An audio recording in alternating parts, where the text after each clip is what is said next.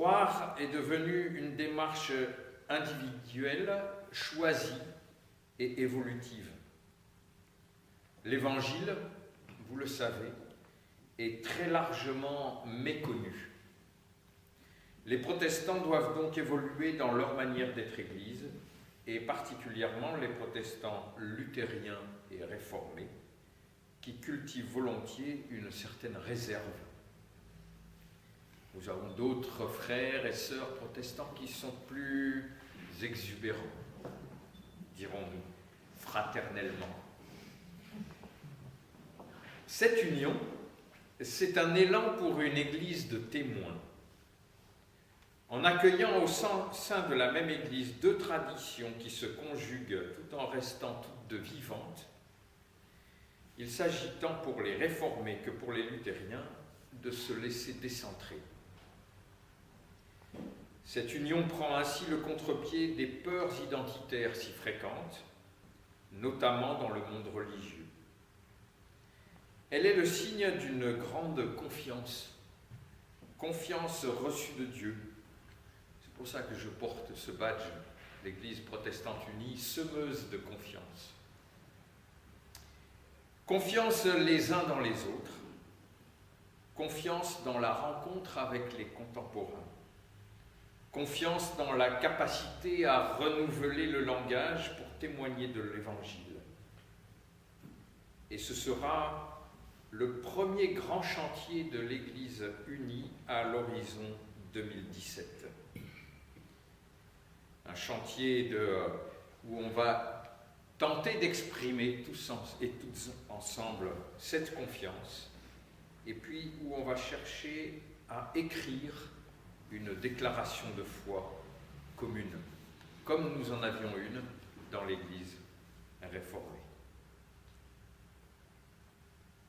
L'union entre Église évangélique luthérienne de France et Église réformée de France pour devenir Église protestante unie de France fait suite à un long cheminement. Cette union était déjà partiellement vécue, en particulier au travers de la formation commune des pasteurs. Cette formation est commune depuis 1969. Et de la possibilité d'exercer le ministère pastoral dans l'une ou l'autre église. C'était quelque chose qui n'était pas très pratiqué. Les différences trop marquées peut-être existaient encore, mais c'était une possibilité. L'union se base sur une communication de foi effective en Jésus le Christ, le Seigneur. Elle s'appuie sur une déclaration d'union, une seule Église nationale, un seul synode national et un seul corps de ministres.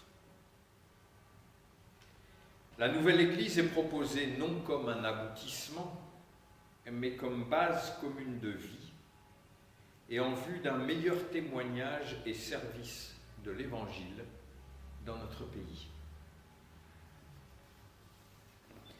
L'Église protestante unie de France, qui constitue cette base, est une base pour des développements futurs et pourquoi pas, en tout cas nous la voulons comme telle, ouverte à d'autres églises de la Réforme qui souhaiteraient s'unir avec nous par la suite. Avant de dévoiler la plaque, la nouvelle plaque qui est sur la façade du temple, maintenant, je voudrais vous rappeler quelques dates importantes de ce processus d'union. Et pour cela, remonter à 1960. Le processus de réflexion en vue d'une union débute à cette année-là, 1960, avec la création d'une première instance commune de dialogue entre les 4 églises luthériennes et réformées de France et d'Alsace-Lorraine, et qui sera dénommée les 4 bureaux. Viendront en 1968 les thèses de Lyon, puis en 1969 la transformation des 4 bureaux en CPLR, Conseil permanent luthéro-réformé.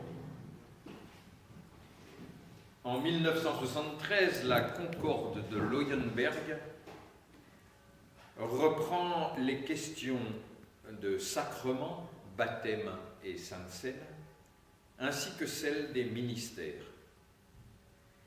Elle lève les excommunications réciproques datant de la Réforme, réconcilie et établit la pleine communion entre les églises signataires. 2001 et 2003, les synodes de ces deux églises demandent une plus grande visibilité de la communauté qui pourrait se créer entre ces deux églises. 2005, l'inspection luthérienne de Montbéliard et la région Est de l'Église réformée de France expriment la volonté d'une région unie luthéro-réformée. Pourquoi ça? Parce que c'est dans cette région-là, la région du pays de Montbéliard et du territoire de Belfort, qu'il y a la plus grande concentration de luthériens. En dehors, bien évidemment, de l'Alsace-Lorraine, qui, elle, fonctionne sous un autre régime, le régime concordataire, et donc l'union avec ces églises d'Alsace-Lorraine n'est pas possible.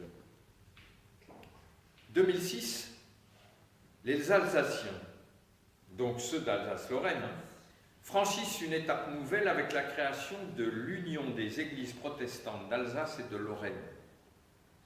Entre, d'une part, l'Église protestante réformée d'Alsace et Lorraine, et d'autre part, l'Église protestante de la confession d'Augsbourg, d'Alsace et de Lorraine, donc les luthériens d'Alsace et Lorraine. En quelque sorte, ils nous montrent le chemin. 2007, le Conseil permanent luthéro-réformé est renommé en Communion protestante luthéro-réformée. Et le processus d'union de l'Église évangélique luthérienne de France et de l'Église réformée de France est lancé par les synodes conjoints des deux églises à Sochaux-Montbéliard. Il y a donc de cela 6 ans. 2009, une feuille de route est définie pour la construction de l'union par les deux synodes nationaux réunis à Bourg-la-Reine. Les paroisses et églises locales adaptent leur statut. Et cela a été un très long processus auquel un certain nombre d'entre vous ont participé, adapter tous les statuts et voir comment nous pouvions arriver à construire cette union, non pas de manière théologique, parce que ça nous étions d'accord, mais de manière légale et statutaire. 2012, 3 ans après, les textes constitutifs de la future Église protestante unie de France sont votés par les synodes conjoints de Belfort. 2013, le premier synode national de l'Église protestante unie de France, communion luthérienne et réformée, s'est tenu à Lyon au moment de l'Ascension. Les synodes nationaux dans notre Église ont toujours lieu à cette période. Et 2013, aujourd'hui, et il y a 15 jours à Mont-de-Marsan, nous fêtons cette union à la suite du synode. Alors, je vais vous inviter à me suivre et à venir dehors parce que nous allons dévoiler la plaque et puis je vous l'expliquerai un peu parce que le nouveau logo de l'Église mérite quelques explications. Il est ici visible mais en tout petit.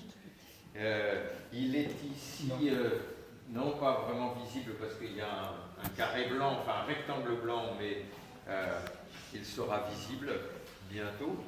Et puis ensuite, vous aurez tout le loisir de re-rentrer pour regarder cette exposition. Vous avez un guide de l'exposition qui est là-bas sur une des chaises à l'entrée. Et bien évidemment, une fois qu'on aura ajouté un coup d'œil à cette exposition, qui est une exposition plus d'interpellation entre des textes bibliques et des situations de la vie quotidienne.